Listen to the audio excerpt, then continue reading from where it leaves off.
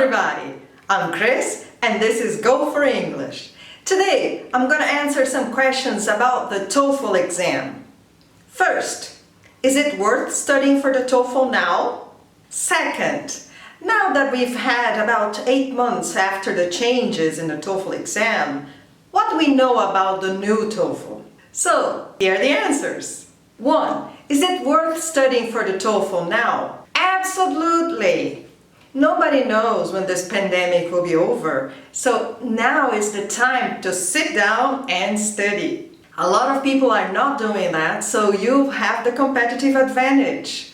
The exam is not cheap, it's $215. So if you take the time to prepare well, you might need to take it only once and get the score you need. So now that we have decided that this is the time to tackle this challenge, let's talk about the changes. Question 2. Some time has elapsed since ETS announced the changes. A lot of students have actually taken the test, so we have some feedback from the students. So let's compare the changes and let's see what students have actually been reporting. The reading section.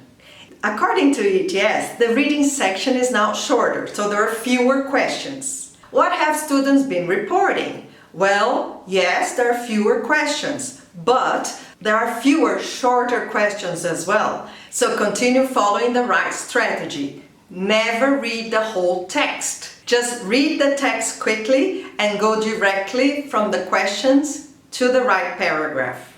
The listening section. According to ETS, the listening section was also shortened. What have students reported?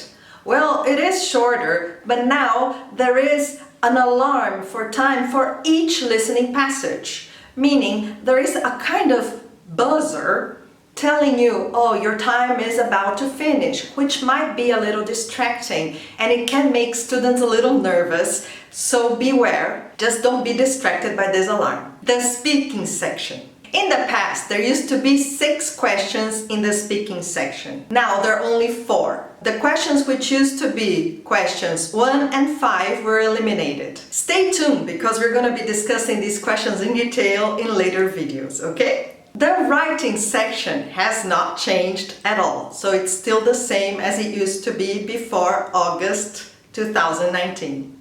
Another difference between the 2 versions of the Toefl is in the report. In the past, when you got your report, you got the grade, the points, divided by section. So, reading, listening, speaking, and writing, a total of 30 points for each section, adding to 120 points total for the whole exam. Nowadays, you still get that, but in the past, you used to get also a special report for the speaking and the writing sections, where you could see what you didn't do too well in. For example, you got something like speaking section. You got some grades for can speak about everyday situations, can talk about campus situations, and can talk about academic subjects. And then by reading that, you and your teacher could tell where you had done well and where you hadn't. Now all you get is the grade. The same thing goes for the writing section.